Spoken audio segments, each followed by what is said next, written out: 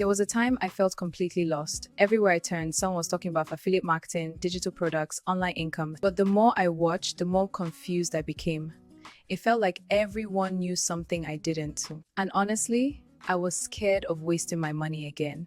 I noticed something during my research. So many people were complaining about buying course after course and still not understanding where to start. That scared me because I didn't want motivation. I wanted clarity. So I slowed down and asked myself one question. So what is the simplest way to start without pressure?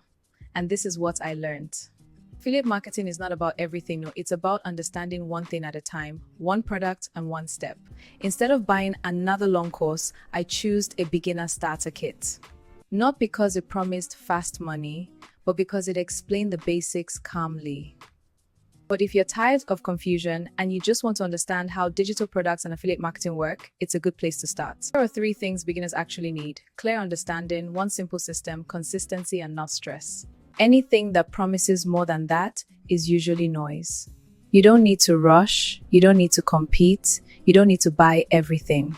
If you are in the same place I was, overwhelmed, cautious, and just looking for clarity, I'll leave the beginner starter kit I mentioned in the description. No pressure, only if you feel it's right for you.